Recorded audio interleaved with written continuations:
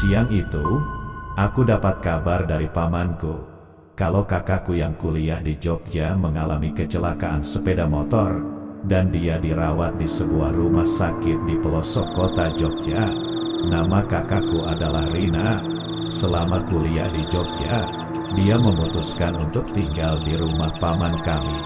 Jam 3 sore aku berangkat dari Solo menuju Jogja, dan sekitar jam 5 sore, aku baru nyampe di rumah sakit tempat kakakku dirawat. Bangunan rumah sakit itu seperti sudah berumur tua. Tembok bagian depannya sudah ditumbuhi lumut dan tumbuhan menjalar. Aku segera memarkirkan sepeda motorku. Aku sempat ngeri melihat bangunan rumah sakit itu, tapi aku tepiskan ketakutanku itu dengan berdoa dan mikirin keadaan kakakku. Setelah sampai di kamar tempat kakakku dirawat, aku melihat dia kondisinya cukup parah. Kakinya patah dan harus menjalani operasi. Singkat cerita, tak terasa waktu telah menunjukkan pukul 11 malam. Aku memutuskan untuk tidur dan bergegas menuju tikar yang aku gelar di samping kamar, dekat toilet. Aku langsung merebahkan tubuhku yang lelah karena seharian beraktivitas. Aku langsung terlelap dan bermimpi. Di dalam mimpi itu, aku melihat cahaya putih kecil, namun tiba-tiba berubah membesar dan semakin membesar, sampai berwujud sesosok pocong. Pocong itu wajahnya sangat mengerikan, di hidung dan mulutnya tersumpal kapas yang mulai membusuk. Tiba-tiba aku terbangun dengan diliputi rasa takut. Alhasil, aku gak bisa tidur lagi sampai azan subuh terdengar. Seminggu setelah kakakku dirawat dan dioperasi, akhirnya dokter mengizinkan kakakku pulang. Sore itu aku bersama keluarga paman pulang dari rumah sakit menuju rumahnya. Sementara paman gak bareng sama kami. Katanya beliau mau ke toko dulu untuk membeli kursi roda buat kakakku. Ketika sudah nyampe ke rumah paman, aku langsung membersihkan dan merapikan sebuah kamar untuk kakakku beristirahat. Sehabis maghrib, pamanku pun pulang dengan membawa sebuah kursi roda bekas, tapi masih nampak bagus. Langsung saja kakakku memakai kursi rodanya malam itu.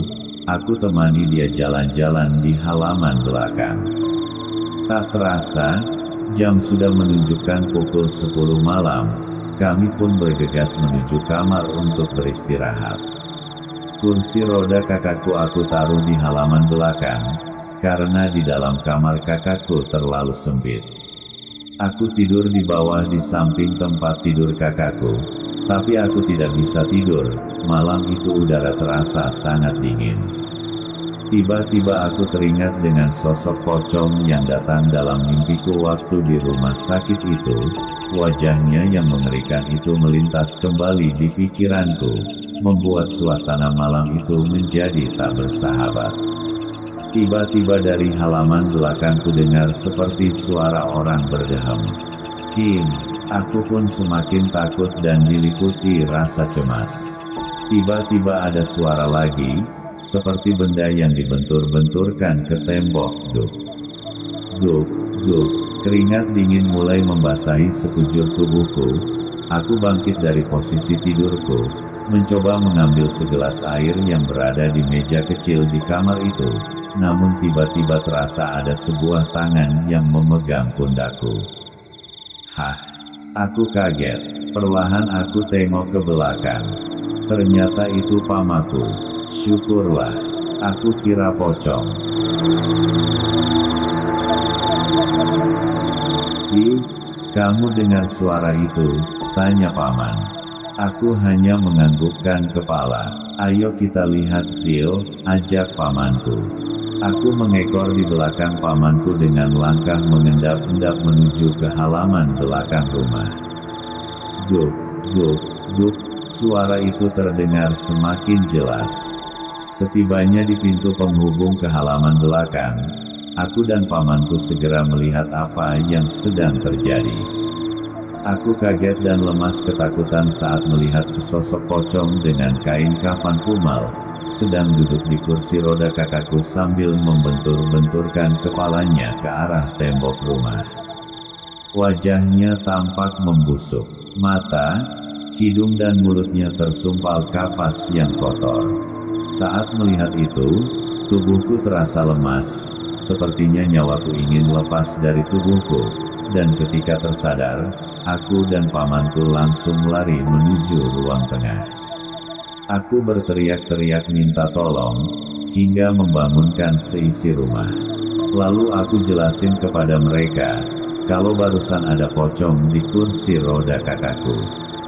Sementara pamanku saat itu juga pergi ke tempat seorang kiai untuk meminta tolong. Padahal saat itu udah jam 2 malam. Selang beberapa menit, pamanku kembali datang ke rumah bersama seorang kiai itu langsung menuju halaman belakang, tempat kursi roda kakakku disimpan. Aku sekilas melihat, saat kiai itu berdoa, kursi itu bergerak-gerak sendiri. Setelah selesai berdoa, Pak Kiai langsung bilang kepada pamanku. Katanya kursi roda itu merupakan kursi roda bekas kecelakaan oleh pemiliknya terdahulu. Pemiliknya dulu meninggal karena tertabrak truk saat sedang berada di kursi roda tersebut. Dan kini arwahnya tak mau lepas dengan kursi roda yang selalu menemaninya semasa hidup.